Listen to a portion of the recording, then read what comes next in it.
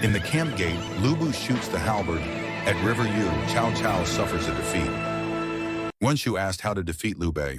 Young Zhang advised starting with gifts, not swords. Win Liu Bei's quiet first, then move on Xiaopei safely. The idea was simple, clever, and ready to travel. Send grain to please Liu Bei, my lord. While he rests, you take Liu Bei. 200,000 carts of millet and letters traveled to Liu Bei. The gift was friendly and huge. If he felt respected, he would stay still, and Yuan Shu could march on Xiaopei confidently. Feeling safe after the gift, Yuan Shu ordered 100,000 troops against Xiaopei. The valley answered with drums and flags. The march looked strong enough to shake windows before the army even arrived. Liu Bei's officers argued.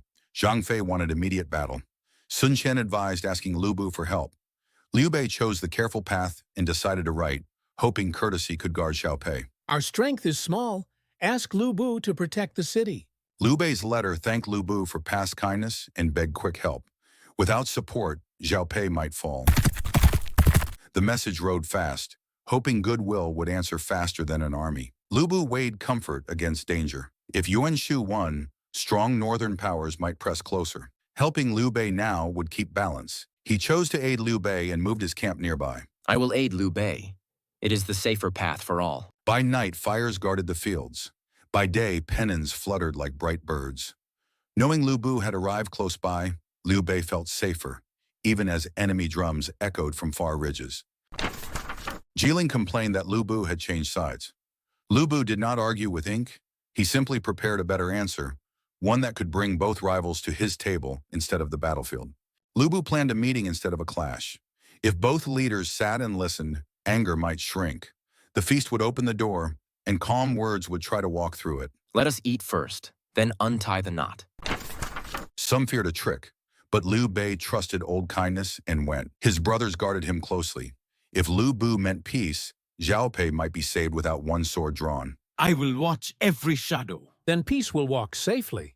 The three met at one table. Liu Bei reminded them that fighting could wait while talking worked. He wished to end the siege without blades if pride could be folded and tied with patience. You are invited to discuss, not to quarrel. Jilin insisted on battle. Zhang Fei's anger flashed. Guan Yu steadied the air. Liu Bei refused to let swords answer first, promising a fair test that both could respect. Hear the host, brother. There is a better way. Liu Bei proposed a simple rule. If he could hit the halberd's left branch from far away, both armies must withdraw. If he missed, they could fight. Everyone agreed to trust the shot. If I hit, you both withdraw. If I miss, prepare for battle and keep your word. Liu Bei stood tall and silent, every breath of wind waiting with him.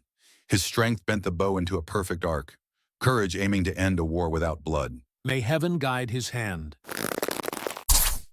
Liu Bei's arrow had struck the tiny halberd branch, just as he promised. The test was passed. Everyone understood. Heaven favored peace today, and fighting must stop. The command of heaven indeed. And now both of you must stop fighting. Liu Bei treated both guests like friends. He ordered wine, and all three drank together. Liu Bei quietly felt lucky to be alive. Jilin said little, only nodding and thinking of his stern lord. Jilin admitted he could not disobey Liu Bei's order to stop, but he feared Yuan Shu would never believe him. So Liu Bei promised to write a letter, proving everything. I will write a letter to confirm it. With peace agreed, everyone left the battlefield. Jilin carried the letter south. Liu Bei returned to Xiaopei, saved by Liu Bei. By the next day, the soldiers were gone, and the fields were quiet.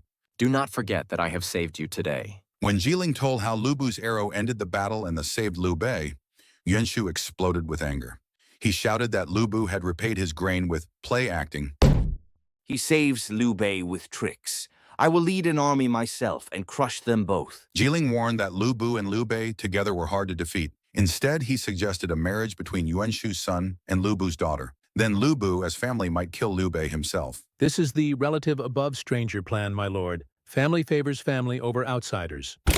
Yuan Shu sent Han Yin with rich presents and a request. Liu Bei's daughter should marry his son, forming a powerful alliance between their families. My master greatly respects you and wishes to bind our houses together in lasting friendship through marriage. Liu Bei had only one child, this daughter, whom he loved dearly. His first wife, Lady Yan, listened carefully to the offer and began to weigh the future of their girl and their land. They ask for our daughter to marry Yuan Shu's son. What do you think? Lady Yan said the Yuans were powerful near the River Huai and might one day rule the empire. With only one son in that family, their daughter might even become empress. She advised accepting the marriage. We should accept. Even if she is not empress, Shuzhou will gain a strong ally.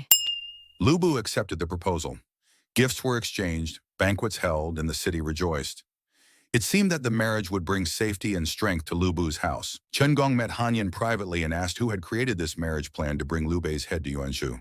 Han Yin, frightened, begged him not to reveal the secret. You use marriage to get rid of Liu Bei. Please, keep this hidden. I dare not say it loudly. Chen Gong explained that normal rules gave long waiting times before a marriage, but many lords might grow jealous and attack the wedding party. He urged Liu Bei to send his daughter at once before others heard. Following Chen Gong's advice, Liu Bei sent his daughter's carriage quickly, with a grand escort and fine horses. Music and joy followed the procession out of the city gates. Chen Gui, father of Chen Deng, heard about the marriage and immediately understood its meaning. He saw that this relative above stranger plan could put Liu Bei, and even Liu Bei, into great danger. Chen Gui explained, once Liu Bei tied himself to Yuan Shu's family, he would be trapped. If Yuan Shu rebels and calls himself emperor, Liu Bei will be part of a rebel family. The people will not forgive this. Liu Bei realized he had been misled. He quickly recalled the bridal party, brought them back to the city, and threw Han Yin into prison. A new letter went to Yuan Shu, saying the trousseau was not ready. Suddenly, someone told Liu Bei that Liu Bei was enlisting new soldiers and buying horses. Liu Bei took it as ordinary work. He is simply doing what any leader must do. There is no need for concern. The two officers reported that half their 300 horses had been stolen by robbers. They added that people were saying the robbers were actually Zhang Fei and his soldiers in disguise. Liu Bei led an army to attack Xiaopei. Liu Bei came out to ask why. Liu Bei shouted that Liu Bei had stolen his horses through Zhang Fei. Liu Bei denied it, saying he had only bought horses honestly. Zhang Fei admitted he had taken the horses and reminded Liu Bei he had once taken Shuzhou.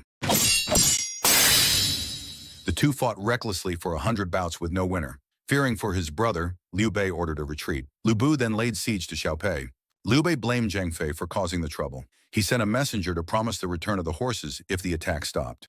Liu Bei was almost willing, but Chen Gong warned that Liu Bei must be removed someday. If you do not remove Liu Bei now, you will regret it later. Following Sun Qian's advice, Liu Bei chose to abandon the city and seek help from Cao Cao. Zhang Fei led the front, Guan Yu guarded the rear, and they escaped through the north gate at night. Liu Bei came to Xuchang seeking refuge after Liu Bei seized his city. Cao Cao received him with great kindness, calling him brother and promising to stand beside him. Liu Bei felt deeply grateful for such unexpected support. Liu Bei is as my brother. Enter the city with honor. Some advisors urged Cao Cao to kill Liu Bei, fearing he was too heroic to control.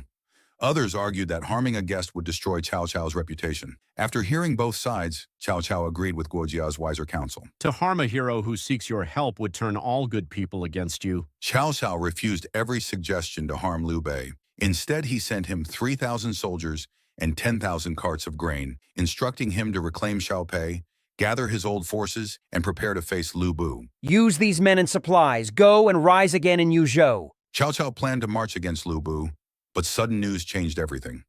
Zhang Xiu, aided by the clever Jia Shu, joined Liu Biao and threatened the capital itself, forcing Cao Cao into a difficult dilemma. Seeing Cao Cao torn between two threats, Zhun Yu proposed a simple plan. Give Liu Bei a grand new title and instruct him to keep peace. Liu Bei's vanity would anchor him, allowing Cao Cao to face Zhang Xiu safely. Cao Dao acted quickly, sending Wang Zi to deliver an imperial title and a letter urging peace. With Liu Bei temporarily soothed, Cao Dao could finally prepare to face the much larger threat to the west. Cao Cao mobilized 150,000 troops, splitting them into 3 mighty divisions. With Xiahou Dun in front, they advanced swiftly to River Yu and established a strong defensive camp. Jia Shu convinced Zhang Xiu that resistance was hopeless. Cao Cao's army was far too large. Reluctantly, Zhang Xiu agreed to surrender and sent his advisor to negotiate peace. Zhang Xiu came personally to submit. Cao Cao welcomed him with generosity, offering banquets and friendship. For a moment, peace seemed secure between their once opposing armies. Cao Cao heard of a woman famed for beauty, a widow from Zhang Ji's family. Curious, he summoned her, unaware that this moment would ignite a disaster for all involved. Cao Cao claimed he spared Zhang Xiu for her sake alone.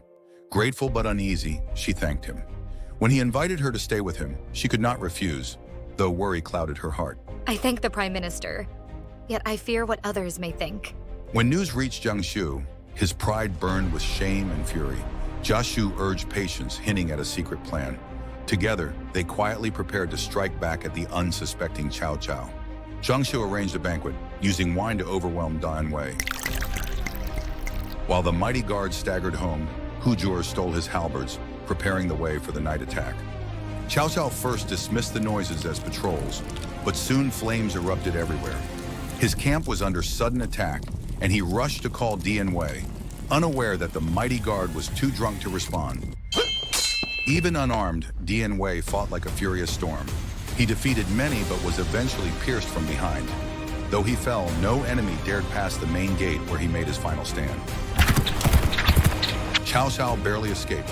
Both his nephew and eldest son died protecting him, yet their sacrifice allowed him to reach safety across the river and regroup with surviving officers. While others panicked, Yu Jin acted with discipline. He attacked the lawless plunderers, saving the people. Though accused of rebellion, he focused on defense first, knowing enemies might soon return. Yu Jin's discipline saved the army from disaster. Cao Cao praised him highly, rewarding him with golden armor. Xiahou Dun, however, was scolded for allowing chaos among the Qingzhou troops. In danger, you stood firm. Few in history could match you. Cao Cao held ceremonies in honor of Dian Wei, mourning him deeply, more even than for his own fallen son. The army grieved the loss of a hero who had defended his lord to the very end. My son is gone, but I grieve not so heavily for him as for Dian Wei. Wang Zi brought an imperial decree naming Liu Bei, general who pacifies the East. With praise from the capital and a new seal, Liu Bei felt honored and confident, believing his status had risen greatly. Hearing that Yuan Shu dared to plan his own coronation and still expected Liu Bei's daughter, Liu Bei exploded. He executed the envoy, imprisoned Han Yin, and sent both a memorial and the captive back toward the capital. Cao Cao ordered Han Yin's execution and welcomed news that Liu Bei had broken with Yuan Shu. Chen Deng then warned him that Liu Bei was dangerous. Pleased, Cao Cao rewarded him and asked for help managing Eastern affairs. Liu Bei felt cheated by Chen Deng's rewards, but the clever official explained Cao Cao's metaphors and calmed him, until sudden news arrived that Yuan Shu's forces were already marching toward Suzhou. Urgent report. Yuan Shu's army is approaching Suzhou.